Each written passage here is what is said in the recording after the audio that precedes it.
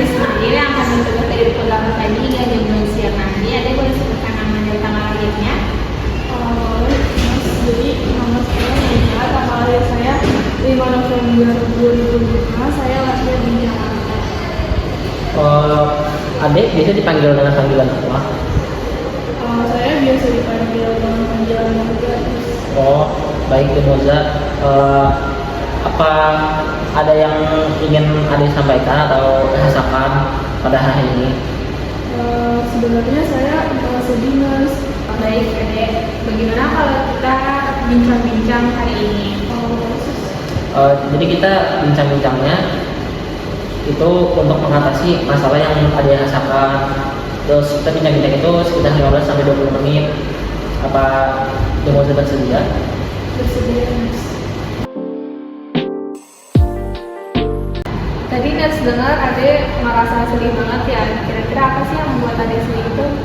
Jadi, Mas, saya sedih karena saya baru saja kehilangan saudara kembar saya. Saya merasa kesepian karena kehilangan dia, dan juga saya selalu teringat ini. Oh gitu ya. Boleh ceritain lebih jelas tadi nggak tentang rasa kehilangan Ade yang bisa mempengaruhi Ade dan ketika keringat ini itu muncul?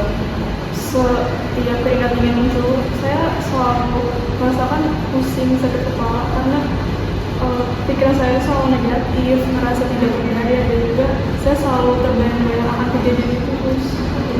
Itu hal yang wajar ya, Dek. Kehilangan itu kan akan membawa dampak yang berat, baik secara emosional maupun fisik. Kalau gitu kita bahas tentang dampaknya ya, Dek. Menurut adik, bagaimana rasa kehilangan ini berdampak pada kegiatan sehari-hari? Aku menjadi tidak bisa tidurnya, terus kurang fokus dalam sekolah, dan juga tidak bisa banget dalam melakukan hal-hal lain. Oh gitu. Jadi itu tuh menunjukkan kalau pikiran negatif ada itu mempengaruhi kesehatan fisik dan mental. Kalau gitu kita coba identifikasi pikiran negatif yang mempengaruhi ada ya. Baik, Mas.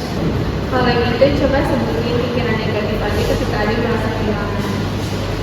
Saya selalu berpikir hidup ini tidak adil, Mas. Saya juga berpikir kalau saya tidak bisa bahagia. Itu adalah hal yang wajar kita merasa kehilangan. Namun mari kita coba pikirkan dari sisi lain. Kehilangan yang menyakitkan, tapi hidup harus terus berputar. Lalu kamu masih bisa menemukan kebahagiaan lain meskipun sedang melalui masa sulit ini. Itu kehilangan seseorang itu tidak menjadi takdir Tuhan, dan kita kan juga nggak tahu kapan seseorang kita sayang lagi. Kita juga nggak ada yang mau kan kalau seseorang itu sayang lagi. Ya, mungkin aku belum mikirin hal itu. Baik, kalau gitu kita coba mengembangkan pikiran positif aja ya. Mari kita obrolin juga tentang cara menghadapinya. Kita juga bisa melibatkan keluarga adik, karena keluarga adik itu sangat penting dalam bahan pemulihan. Baik, Mas. Menurut adik, ada nggak situasi dalam hidup yang kelihatan itu sulit gitu untuk dikendalikan? Menurut saya tidak bisa mengendalikan perasaan sedih saya. Setiap sekali saya teringat dengan kembaran saya.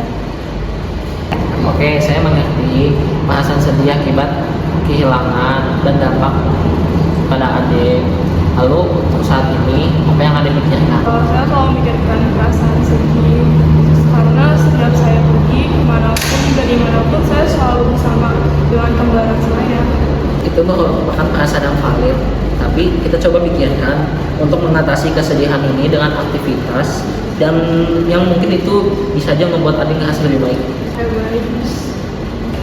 Baik, kalau gitu diskusinya cukup sampai sekian aja ya Den. Nanti akan kami buatkan jadwal hariannya dan besok kita diskusikan kembali tentang permasalahan ini untuk mengurangi masalah Ade. Apakah Ade bersedia? Bersedia, Mas. Baik, sebelum kita pergi, apakah ada yang ingin Ade tanyakan? Tidak ada, Mas. Kalau gitu kami izin pamit ke Mas Stasiun ya Den. Selamat beristirahat. Terima kasih, Mas. Pagi nih, masih kita ada uang nggak? Masih dong, kalian kan harus Ismail dan juga Nusfania ya? Nah, betul. Kalau itu sekarang gimana nih perasaannya hari ini? Apa udah lebih baik dari kemarin? Aku sudah merasa lebih baik dari kemarin, namun aku masih sedikit karena penghilangan.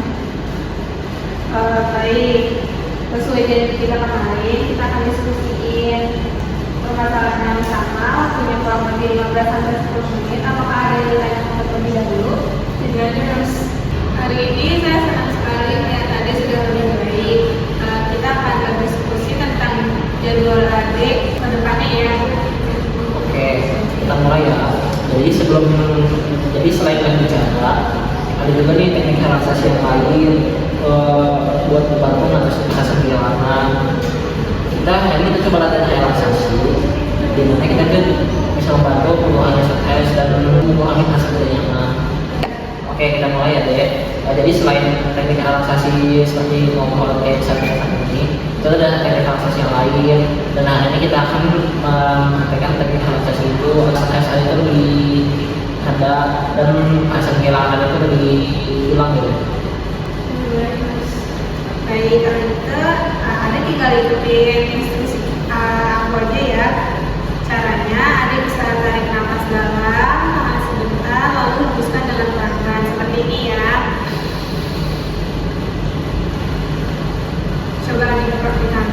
Nafas. Baik, udah bagus sekali seperti itu. Nah, nanti untuk teknik relaksasi ini akan masukkan ke dalam jadwal harian Ade ya selama 10 menit per harinya.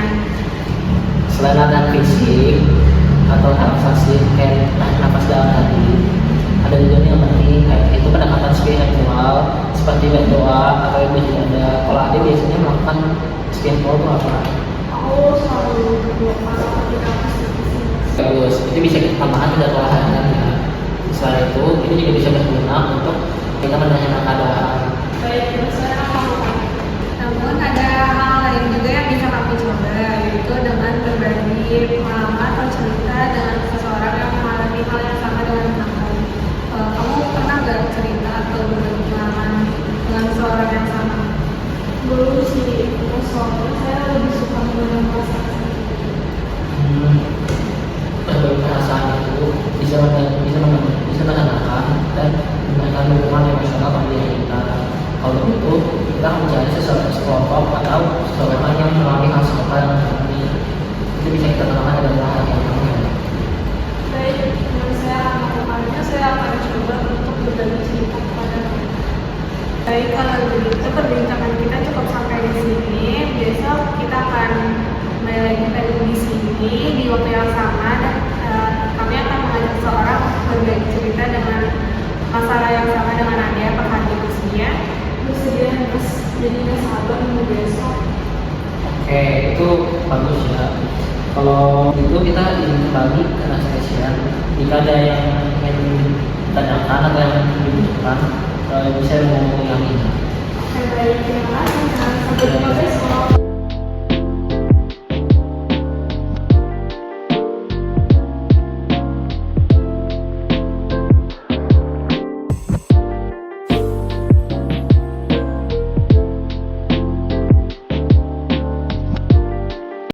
Terima kasih ya Kak sudah mau berbagi pengalamannya.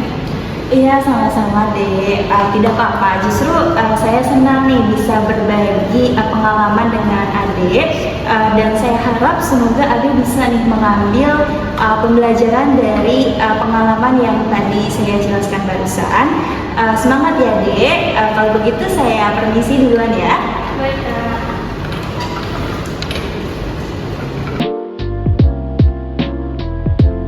Bagaimana perasaan Ade sekarang? Apakah sudah lebih baik dari yang kemarin?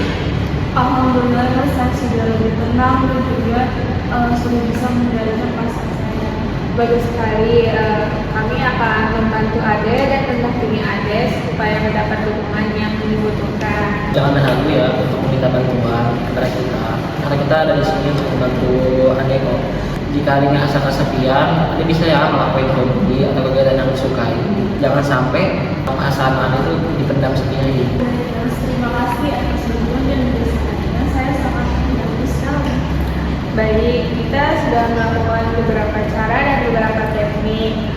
Semoga Ade bisa menerapkan ini di dalam kehidupan sehari-hari ya.